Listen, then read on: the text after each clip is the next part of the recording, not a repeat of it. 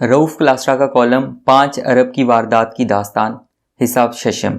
General Amjad कुछ लम्हा सोचते रहे कि ब्रॉडशीट के सवाल पर पनामा लीक्स की इस इंक्वायरी कमेटी के मेंबर को क्या जवाब दें।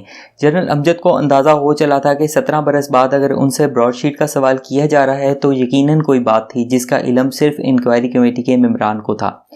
35 बरस फौज में मुलाजमत और नैब में गुजरे 1 बरस के बाद जनरल अमजद को ये तो पता था कि ऐसे सवालात का जवाब पूरा नहीं दिया जाता, मगर जनरल अमजद को भला क्या पता था कि पनामा इंक्वायरी कमेटी के इस मेंबर के जहन में क्या चल रहा था कि हदैबिया पेपर मिल्स में शरीफ खानदान की करप्शन और लंदन की काजी फैमिली के नाम पर जाली बैंक अकाउंट्स पर की गई मनी लॉन्ड्रिंग पर गुफ्तगू करते करते अचानक वो ब्रॉडशीट पर आ गए। अभी वो गुफ्तगू लंदन के बारे में कर रहे थे और अब सवाल का रुख अमेरिका की तरफ मुड़ गया था, जहां ब्रॉडशीट का हेड ऑफिस था। जनरल अमजद ने फौरन खुद को संभाला और पता नहीं चलने दिया कि वो इस सवाल पर उलझ गए हैं।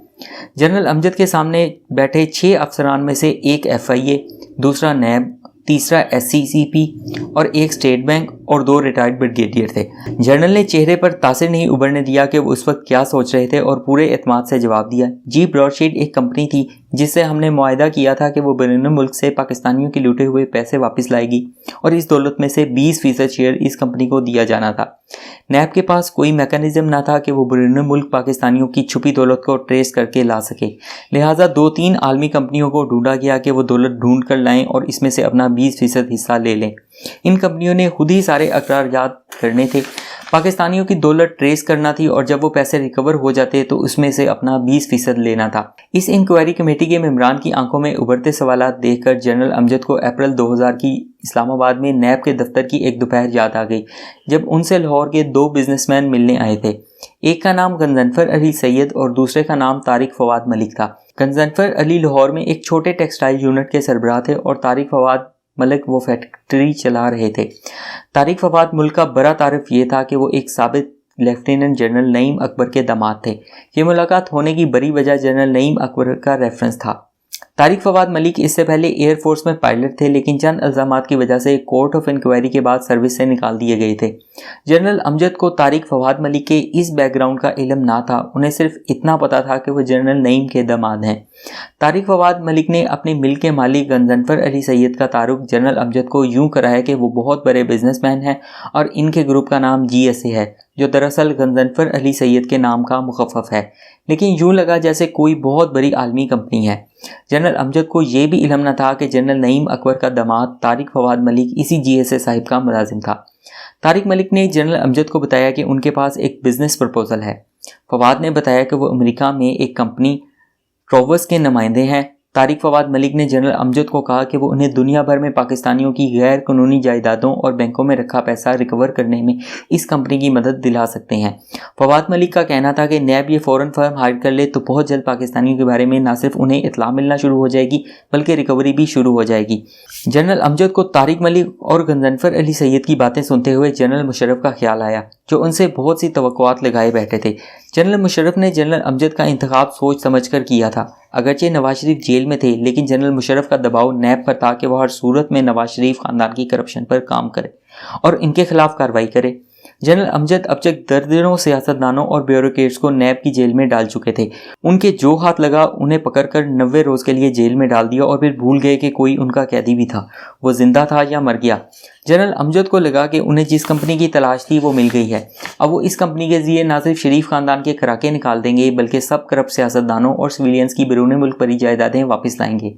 तारिक फवाद मलिक ने कामयाबी से जनरल अमजद को पूरी कहानी बेच दी थी। तारिक फवाद मलिक ने वहीं बैठे बैठे एक और कार्ड खेला और फ़ौरन जनरल अमजद को अमरीकी दौरे की दावत दी कि वो चलकर जिस फर्म से उनकी डील कराना चाहते हैं उसका हेडक्वार्टर देखें और वहाँ लोगों से मिलें, तो अंदाज़ा होगा कि ये कंपनी किस पैमाने पर काम करती है और कैसे इस काम में महारत रखती है कि दुनिया भर से असासे तलाश करके पाकिस्तान के हवाले करेगी। जनरल अमजद तारिक फवाद मलिक की इस पेशकश पर फ़ौरन अमेरिका के दौरे पर तैयार हो गए। जनरल अमजद अमेरिका के ट्रिप से लौटे तो वो मुकम्मल तौर पर न सिर्फ मुतासिर हो चुके थे बल्कि इस कंपनी के साथ बाकायदा मुआहदे करने पर भी तैयार थे।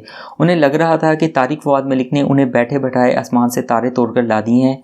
اب جنرل مشرف پوری قوم کو فخر سے بتا سکتے ہیں کہ میرے چیئرمین نیب نے کیا کمال کیا ہے۔ جنرل امجد امریکہ میں براڈ شیٹ کے دفتر کے دورے اور وہاں ہونے والی ملاقاتوں کے نتائج سے بہت خوش تھے۔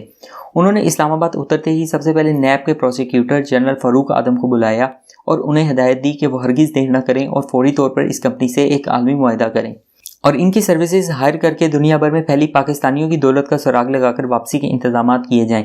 جنرل امجد کو پتہ نہ تھا کہ انہیں اس کمپنی کے بہت سے معاملات کی خبر نہ تھی جس کے ساتھ وہ اتنا بڑا معاہدہ کرنے پہنچ گئے تھے۔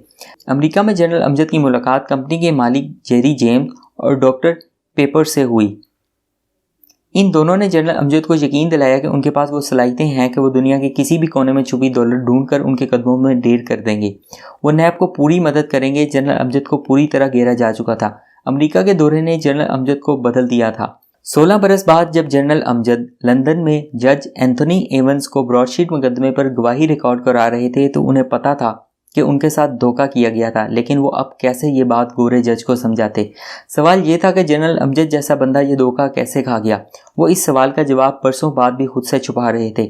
وہ راز جس کی وجہ سے پاکستان کو 20 برس بعد لندن کی عدالت میں 5 ارب روپے کا جرمانہ بھرنا پڑا۔ کروڑوں ڈالرز کے اس کارپوریٹ دھوکے کی بنیاد امریکہ واپسی پر جنرل امجد کے دفتر میں 2000 میں رکھی گئی تھی۔